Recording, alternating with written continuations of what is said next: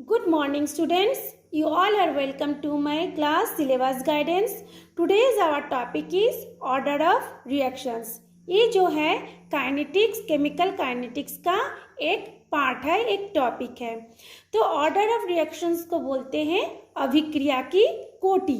अभिक्रिया की कोटि तीन चार प्रकार के होते हैं, उसको हम धीरे धीरे बताएंगे। सबसे पहले हम उसका डेफिनेशन बताते हैं कि अभिक्रिया की कोटि किसे कहते हैं, है ना। तो अभिक्रिया की कोटि अभिकारकों के उन अणु परमाणुओं या आयनों के कुल संख्या के बराबर होती है जिनकी मोलार सांद्रताओं पर अभिक्रिया का वेग निर्भर करता है। तो ये जो डेफिनेशन है अभी हमको बहुत क्रिटिकल लग रहा है, बहुत कॉम्प्लेक्स लग रहा है, जटिल लग रहा है। तो चलिए हम इस डेफिनेशन को पहले वन बाय वन समझते हैं, एक एक वर्ड्स को, फिर हम उसको आगे बढ़ेंगे।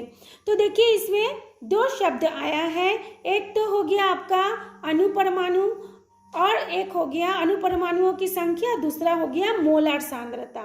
ठीक है। तो अणु परमाणु हम जानते हैं कोई भी जो अभिकारक होती है, ठीक है। अभिकारक किसको बोलते हैं? जो क्रिया में भाग लेता है ना, उसको बोलते हैं अभिकारक। जैसे मान लीजिए उसको हम इंग्लिश में बोलेंगे रिएक्टेंट, यानी आर क्रिया करके क्या बनाएगा? प्रोडक्ट पी बनाएगा। ठीक, हम उसको one by one step by step उसको बताएंगे, लेकिन पहले हम उसको समझाना चाहते हैं हर एक वर्ड्स का मीनिंग क्या है, ताकि हमको ये डेफिनेशन आसान हो जाए। तो सबसे पहले होता है कि मोल मतलब मॉलिक्यूल और मोल दोनों अलग चीज है।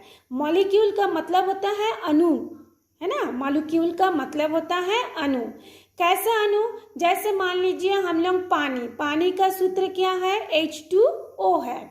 तो इसमें कितने अणु हैं? हाइड्रोजन के 2, ऑक्सीजन के 1। तो इसकी जो संख्या होगी उसकी कैसे होगी? उसके आणविक द्रव्यमान लेना पड़ेगा, यानी हाइड्रोजन का एक ही होता है, क्योंकि H2O में 2 हाइड्रोजन है इसलिए 2, और ऑक्सीजन का आणविक द्रव्यमान होता है 16। तो 16 + 2 ये हो गया उसकी 18 अणुओं की संख्या। ठीक है। अब मोलर चीज क्या है?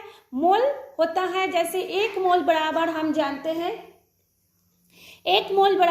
जानते हैं कि उसका मान होता है, वैल्यू होती है 6.023 × 10⁻23। ठीक है। तो चलिए हम इसको बता रहे हैं एग्जाम्पल से कैसे कैसे होती है। तो देखिए हमने लिखा है अणुओं की संख्या व मोलर संख्या को हम लोग एग्जाम्पल से बताएंगे। तो इसमें देखिए यहाँ पे लिखा है 2H2, ये G लिखा है क्योंकि ये गैसीय फॉर्म में है, गैस अवस्था में है। ऑक्सीजन भी गैस अवस्था में है, दोनों मिलकर के 2H2O पानी बनाया है, वो भी जल का वाष्प है, इसलिए यहाँ पे गैसीय स्टेट में लिखा हुआ है। तो अब हम लोग समझेंगे अणु क्या है, मोलर क्या है, मोल क्या है, सब चीज। तो H2 में क्या देखिए 2 मॉलिक्यूलर या मॉलिक्यूल्स हाइड्रोजन है, 2 मॉलिक्यूल हाइड्रोजन। O2 में क्या है? 1 मॉलिक्यूल ऑक्सीजन। 2H2O में क्या है? 2 मॉलिक्यूल वेपर है। ठीक है। इसी तरह से हम लोग यदि दूसरा एक एग्जांपल लेते हैं, जैसे मान लीजिए जिंक में कितनी मॉलिक्यूल है? कुछ नहीं है, मतलब एक, तो 1 मोल है, मॉलिक्यूल है। देखिए हमने इसको शॉर्ट फॉर्म में लिखा है। 2HCl में कितना है? 2 है। तो दोनों में क्रिया करके ये दोनों क्या है? अभिकारक है। Zn भी एक अभिकारक, HCl भी एक अभिकारक। तो दोनों अभिक्रिया करके क्या बनाया है? ZnCl2 और ये हाइड्रोजन बनाया है। तो चलिए अब हम लोग इसका डिटेल्स में देखते हैं। हम लोग जानते हैं 1 जो मोल होता है उसकी वैल्यू होती है अकॉर्डिंग टू एवोगाड्रो 6.023 × 10⁻23। ठीक है। अब हम ऊपर में देखते हैं 2 मॉलिक्यूल हाइड्रोजन है, यानी 2 के साथ ये जो नंबर है, ये जो एवोगाड्रो नंबर है, उसको हम लोग ऐड कर गुना करेंगे। ठीक है, उसको गुना करेंगे। यार यहाँ पे देखिए कितना ऑक्सीजन गैस कितनी है, 1 मॉलिक्यूल है, तो 1 मॉलिक्यूल के साथ हमको ये 6.023 इंटू 10⁻23 को गुना करेंगे तो उसकी वैल्यू उतनी ही आएगी।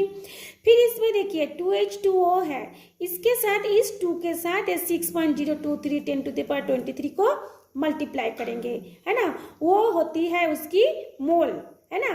तो उसकी जो संख्या होगी उसको बोलेंगे मोलर सांद्रता। तो अब आपको क्लियर हो गया मोल माने मॉलिक्यूल क्या है, अणुओं की संख्या, मोलर सांद्रता यानी मोलर क्या है, मोल क्या है, उसको जितनी भी अणु की संख्या है उसको हम लोग 6.023 इंटू 10⁻23 से मल्टीप्लाई करेंगे, जो आएगा वो हो जाएगा उसका मोलर सांद्रता। ठीक है, तो देखिए हम लोग इसको और भी डिटेल्स में दिए हैं कि यदि हम लोग उसमें लेते हैं ऑक्सीजन का लीटर में लेते हैं, इसका कितना हो जाएगा 22.4 STP माने स्टैंडर्ड टेम्परेचर और प्रेशर पे। उसकी आयतन कितना है उसको हमने बताया है। हाइड्रोजन का आयतन कितना है 44.8, इसको हम लोग मल्टीप्लाई कर दिए हैं, ये हो गया। तो हमारे ये इतना इम्पोर्टेंट नहीं है जितना कि ऊपर की 2 का। फिर देखिए हम लोग डेफिनेशन को अब हम लोग फिर से एक बार बताते हैं। अभिक्रिया की कोटि, ये देखिए अभिक्रिया की कोटि, अभिकारक क्या, अभिकारक कौन है, यह हाइड्रोजन और ऑक्सीजन अभिकारक है, हाइड्रोजन और ऑक्सीजन अभिकारक है। ठीक है, तो हाइड्रोजन और ऑक्सीजन क्या हो गया, अभिकारक हो गया। तो अभिकारकों में अणु भी हो सकता है, परमाणु भी हो सकता है, आयन भी हो सकता है, या तीनों का हो सकता है ना।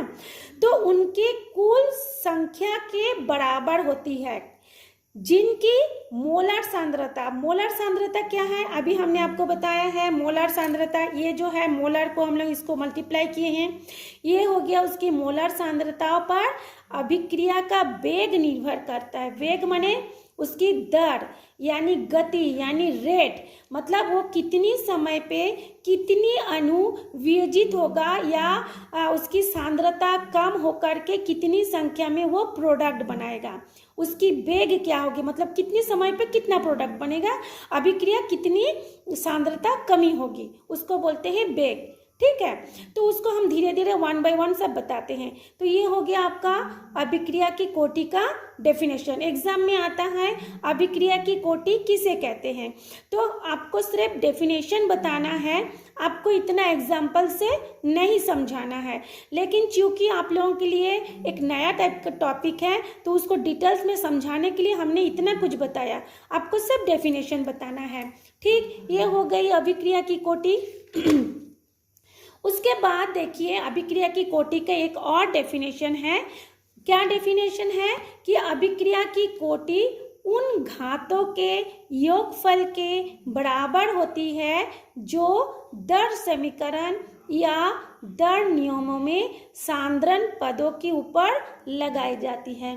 फिर देखिए कठिन डेफिनेशन आ गई है, तो चलिए हम लोग इसको डिटेल्स में समझते हैं कि एक एक वर्ड्स का मीनिंग क्या है। ठीक है, तो अभिक्रिया मान लीजिए कोई एक अभिक्रिया हो गई, ए अभिकारक ए है, बी है और सी है, तीनों अभिकारक है। वो क्या करेगा, अभिक्रिया करने के बाद प्रोडक्ट बनाएगा। ठीक है, अब इसमें रेट ऑफ रिएक्शंस क्या होगा, अभिक्रिया की दर क्या होगी, तो अभिक्रिया की दर होगी, देखिए मैं पहले एक वीडियो और बनाई थी इसके बारे में, फिर भी मैं थोड़ा सा शॉर्टली बता दे रही हूँ। दर क्या किसको बोलते हैं कि इकाई समय पे ये जो अभिकारक और ये जो उत्पाद की सांद्रता में जितना परिवर्तन होता है उसको बोलते हैं अभिक्रिया की दर। यानी मान लीजिए शुरू में जो अभिकारक है ए बी सी, उसकी सांद्रता 100% है, लेकिन जैसे जैसे निश्चित समय के बाद ये क्रिया करके प्रोडक्ट पी बनाता है तो इसकी सांद्रता घटती जाती है और प्रोडक्ट की सांद्रता बढ़ती जाती है। तो उसके लिए मैंने इससे पहले भी एक वीडियो आप लोगों को भेजी हूँ, आप लोग देखे होंगे, इसको मैं फिर भी थोड़ा रिमाइंड कर दे रही हूँ। ठीक, तो इसको चूंकि ये क्या हो रहा है, घट रहा है ना, अभिकारक की सांद्रता घट रही है, इसलिए हमने देखिए यहाँ पे एक माइनस साइन लगाए हैं, माइनस dx/dt। अब आप बोलेंगे ये dx क्या है और dt क्या है। dx हो गया सांद्रता और dt हो गया समय। तो अब सवाल होता है तो डी क्यों लगाया हमने? देखिए, जब समय का अंतराल बहुत कम हो, यानी बहुत कम समय के लिए इन दोनों की सांद्रता में परिवर्तन इतना कम समय में हो रहा है कि उसको कैलकुलेशन करना बहुत कठिन होता है, उस समय हम उसकी कम संख्या को या कम समय को डी से डिनोट करते हैं, है ना। तो इसमें देखिए डी एक्स क्या हो गया? उसकी सांद्रता में कमी। डी टी क्या हो गया? उसकी समय अंतराल। ठीक है, तो ये dx बाई डी टी। अब चूंकि ये घट रहा है इसकी सांद्रता, इसलिए हमने इसको माइनस किया है। ठीक, अब अभिक्रिया की दर, रेट ऑफ रिएक्शंस क्या हो जाएगा? Minus dx by D T उसकी समान अनुपात में होते हैं, यानी समानुपाती का साइन है देखिए इसमें। उसके बाद हम लोग जितने भी अभिकारक होते हैं ए, बी और सी को हम लोग एक तो थर्ड ब्रैकेट में लिखते हैं, है ना। ये थर्ड ब्रैकेट का लिखने का नियम क्या है? ये जो दर अभिक्रिया है उसके हिसाब से इसको ऐसे लिखा जाता है। अब ये दर अभिक्रिया क्या है, अब मैं उसको इसके बाद बता रही हूँ वन बाय वन। अच्छा, अब आप देखेंगे हमने इसके ऊपर क्या लिखा है? पी क्यू आर, जबकि यहाँ पे क्या है? A B C. ठीक है, अब आप लोग फिर कंफ्यूज में आ गए कि ये यहाँ पे ए बी सी लिखाया है, यहाँ पे पी क्यू आर लिखाया है, ये कैसे हो गया? तो चलिए, तो सबसे पहले हम लोग ये जो प्रोपोर्शनल है, समानुपात में है, उसको पहले हम एक कांस्टेंट करेंगे। क्यों कांस्टेंट करेंगे? जब तक कांस्टेंट नहीं करेंगे तब तक उसकी वैल्यू निकालना हमारे लिए कठिन होता है ना। जैसे मान लीजिए कंटिन्यू कोई एक चीज चल रहा है, तो उसका स्थिति ज्ञान करना या वो कितना दूरी है नापना हमारे लिए कठिन होता है। उसी तरह से इसको भी हमारा रेट ऑफ रिएक्शंस को नापना हमारे लिए कठिन होता है। तो पहले उसको हम लोग कोई एक अल्फ़ाबेट लगा करके उसको कांस्टेंट करते हैं। तो हमने यहाँ पे देखिए इस साइन को हटा के इक्वल का साइन लगाया और यहाँ पे हम लोग के लिख दिए। के लिखने के बाद ये हम लोग कोष्टक में ए बी सी, इसको बीच में कुछ है मतलब गुना का चिन्ह है ना, तो गुना करके लिख के पी क्यू आर लिख दिए। अब सवाल होता है ये ए बी सी क्या है? रिएक्टेंट की स्टाइकियोमेट्री कोएफिशिएंट, है ना। तो रिएक्टेंट कौन है? ए था, कैपिटल ए, कैपिटल बी और कैपिटल सी था, ये था रिएक्टेंट, है ना। और ए बी सी क्या है? उसकी स्टाइकियोमेट्री कोएफिशिएंट, और पी क्यू आर क्या है? उसकी एक्चुअल कोएफिशिएंट। ठीक, अब ये जो स्टाइकियोमेट्री, इसको कोई स्टाइचियोमेट्री भी बोलते हैं, आपकी जो इच्छा आप बोलिए, या उसको हिंदी में आप बोल सकते हैं रस समीकरणीय मिति। ठीक है, ये क्या है? अणुओं की संख्या को डिनोट करता है, मतलब इस अभिकारक में कितनी अणु उपस्थित है उसकी संख्या को बताता है स्टाइकियोमेट्री कोएफिशिएंट। ठीक है, देखिए हमने लिख दिए हैं ताकि आपको कोई समझने में दिक्कत ना हो। जबकि पी क्यू आर, जिसे हम लोग एक्चुअल कोएफिशिएंट कहते हैं, वो होता है उसकी मोलर संख्या। अब मोलर संख्या क्या है? अभी हमने आपको बताया है कि मॉलिक्यूल के साथ जब हम लोग 6.023 इंटू 10⁻23 को मल्टीप्लाई करेंगे तब वो होगी उसकी मोलर संख्या। जब ये रिएक्शंस हम पूरी तरह से कंप्लीट होता है तो हम ये जो पी क्यू आर है उसकी एक्चुअल कोएफिशिएंट को लिखते हैं। ठीक है, इज इट क्लियर हो गया? देखो, अब हम लोगों को क्या हम पढ़ रहे थे? अभिक्रिया की कोटि। मेन हमारा टॉपिक ये था, ये तो सिर्फ हम आपको समझाने के लिए लिखे हैं, है ना।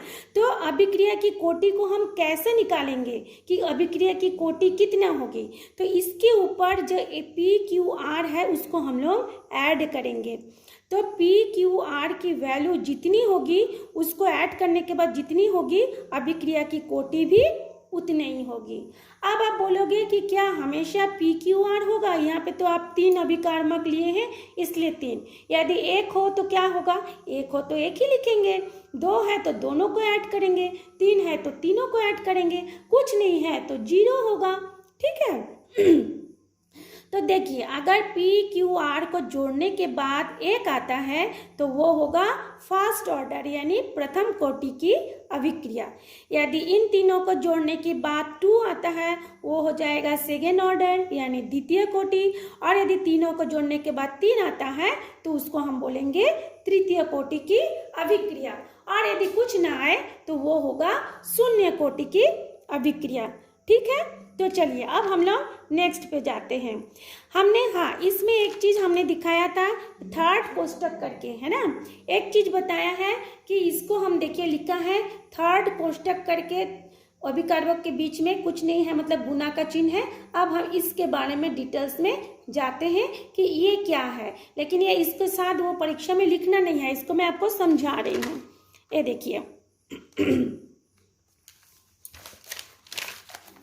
देखिए मैं इसको समझा रही हूँ। According to law of mass action, जो द्रव्यानुपातिक क्रिया का नियम है उसके अनुसार किसी रासायनिक अभिक्रिया की दर अभिकारकों के सांद्रण के गुणनफल के समानुपाती होती है और इस पर अणुओं का घातांक लगी होती है। तो चलिए हम देखते हैं। इसमें देखिए हम लोग 2 अभिकर्मक लिए हैं A और B, इन दोनों को जोड़ेंगे तो हमारा क्या बनेगा, उत्पाद बनेगा। ठीक है, ये तो आप जानते ही हैं, इतना पढ़ने के बाद समझ गए होंगे, ये इसके अणुओं की संख्या, ये भी इसके अणुओं की संख्या। ठीक, तो अभिक्रिया की दर समान अनुपात में A और B का यानी दोनों अभिकर्मक का गुणनफल होगा। तो थर्ड ब्रैकेट है दोनों के बीच में, A और B के बीच में, और यहाँ पे कुछ नहीं है, मतलब जैसे हम जानते हैं ना ब्रैकेट लगता है, second bracket, first bracket, third bracket, बीच में कुछ साइन नहीं रहता है, मतलब वो गुना होता है। ये तो हम सब जानते हैं अकॉर्डिंग टू मैथ्स लॉ। तो देखिए ये जो समान अनुपात का मतलब क्या है, इसको आप समझ लीजिए। समान अनुपात का मतलब होता है जितनी दर होगी उत्पाद भी जब बनेगा, वो जो अभिकर्मक से जब अभिकारक से जब उत्पाद बनेगा तो दोनों की सांद्रता क्या होगी, बराबर होगी। ठीक है, समानुपाती। फिर इसको हमको स्थिरांक करना जरूरी है, तो R इक्वल टू क्या होगा, K(A) और B(B). K एक कांस्टेंट है इसकी, यानी इसको हम बोलते हैं स्थिरांक। ठीक है, इतना क्लियर हो गया। अच्छा, इसके बाद देखिए हम लोग नेक्स्ट पे जाते हैं। नेक्स्ट पे है कि प्रथम कोटि और द्वितीय कोटि और तृतीय कोटि। फर्स्ट ऑर्डर रिएक्शंस क्या है, प्रथम कोटि किसको बोलेंगे, वह अभिक्रिया जिसमें अभिक्रिया की वेग केवल एक अणु की सांद्रण पर निर्भर करेगा, उसको हम बोलेंगे प्रथम कोटि की अभिक्रिया। तो इसका एग्जाम्पल मैं दूंगी, अभी बहुत सारा एग्जाम्पल मैं आप लोगों के लिए ले आई हूँ, उसको बताऊंगी। पहले मैं उसका डेफिनेशन बता दूं। जब अभिक्रिया, वो अभिक्रिया जिसमें अभिक्रिया की वेग केवल 2 अणु के सांद्रण पर निर्भर करेगा, उसको द्वितीय कोटि की अभिक्रिया बोलेंगे। और जब अभिक्रिया की वेग 3 अणु की सांद्रण पर निर्भर करता है, उसको हम बोलते हैं तृतीय कोटि की अभिक्रिया। ठीक है, इतना क्लियर हो गया। तो चलिए अब हम इसका एग्जाम्पल से समझते हैं। चलिए, ये देखिए क्लियर दिख रहा है, हाँ दिख रहा है, समझ लीजिए थोड़ा सा। ये देखिए, इसमें देखिए शून्य कोटि की अभिक्रिया, थोड़ा सा मैं जूम करके बता रही हूँ आपको, लाइट ऑन करके, थोड़ा धुंधला दिख रहा होगा। ये देखिए, ये क्या है, लाइट ऑन करो। ये है शून्य कोटि की अभिक्रिया, लाइट ऑन करना।